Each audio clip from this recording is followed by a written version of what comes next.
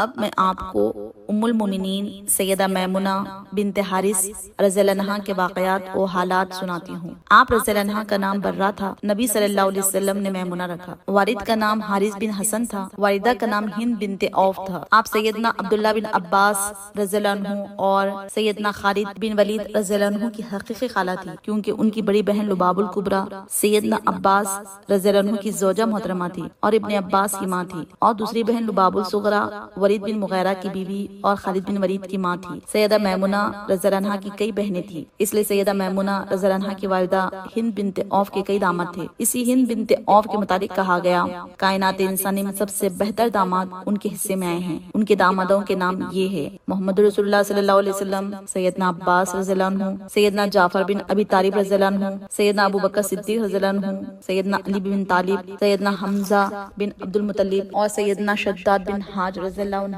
ابن عتیبہ نے لکھا ہے، پوری دنیا میں ہند بنت عوف سے زیادہ کوئی عورت اپنے دامادوں کے لحاظ سے بزرگ اور خوش قسمت نہیں۔ سیدہ میمونہ رضی اللہ عنہا کا پہلا نکاح جاہلیت کے زمانے میں ہوا۔ ان کے خاوند کا نام مسعود بن عمرو صافی تھا، کسی وجہ سے دونوں میں علیحدگی ہو گئی۔ اس کے بعد آپ رضی اللہ عنہا کا نکاح ابو روحم بن عبد عزاز سے ہوا۔ ابو روحم کا انتقال 7 ہجری میں ہوا۔ شوال 7 ہجری میں سیدہ میمونہ رضی اللہ عنہا نبی صلی اللہ علیہ وسلم کے نکاح میں آئی۔ رسول اللہ صلی اللہ علیہ وسلم کی یہ خصوصیت تھی، اگر کوئی مومنہ عورت اپنا نفس یعنی اپنے آپ کو جناب رسول اللہ صلی اللہ علیہ وسلم کے لیے ہبہ کرتی ہے تو آپ کے لیے ہبہ جائز تھا، آپ چاہتے تو ایسی عورت سے نکاح کر سکتے تھے۔ سیدہ میمونہ رضی اللہ عنہا نے بھی خود اپنے آپ کو نبی صلی اللہ علیہ وسلم کے ساتھ نکاح کے لیے پیش کر دیا۔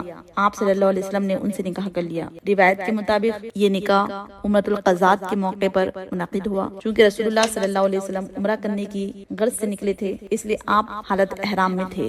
اس سے بعض لوگوں کو یہ غلط فہمی ہوئی۔ سیدہ میمونہ رضی اللہ عنہا سے رسول اللہ صلی اللہ علیہ وسلم کا نکاح حالت احرام میں ہوا، جبکہ سیدہ میمونہ رضی اللہ عنہا اس بات کی تردید کرتی ہے، فرماتی ہے کہ جب رسول اللہ صلی اللہ علیہ وسلم کے ساتھ میرا نکاح ہوا تو آپ احرام میں نہیں تھے، اور خود سیدہ میمونہ رضی اللہ عنہا بھی احرام میں نہیں تھی، کیونکہ حالت احرام میں نکاح کرنا جائز ہی نہیں۔ سیدہ میمونہ رضی اللہ عنہا نے اپنے آپ کو خود نبی صلی اللہ علیہ وسلم کے ساتھ نکاح کرنے کے لیے پیش کیا تھا۔ اس بارے میں سورہ احزاب کی آیت 50 نازل ہوئی۔ پھر سیدہ میمونہ رضی اللہ عنہا رسول اللہ صلی اللہ علیہ وسلم کے ساتھ مدینہ طیبہ میں آ گئی۔ سیدہ میمونہ رضی اللہ عنہا کا نکاح مقام شریف میں ہوا اور شریف ہی کے مقام پر آپ کا انتقال ہوا۔ وفات کا سن 61 میں لکھا ہے، یہ واقعی کی روایت ہے۔ محمد بن اسحاق نے وفات 63 ہجری میں لکھا ہے، بخاری میں ہے، ان کا جنازہ اٹھایا گیا تو سیدنا ابن عباس رضی اللہ عنہ نے فرمایا کہ یہ رسول اللہ صلی اللہ علیہ وسلم کی زوجہ محترمہ ہیں، ان کے جنازے کو زیادہ حرکت نہ دو، ادب احترام کے ساتھ چلو۔ سیدنا ابن عباس نے نماز جنازہ پڑھائی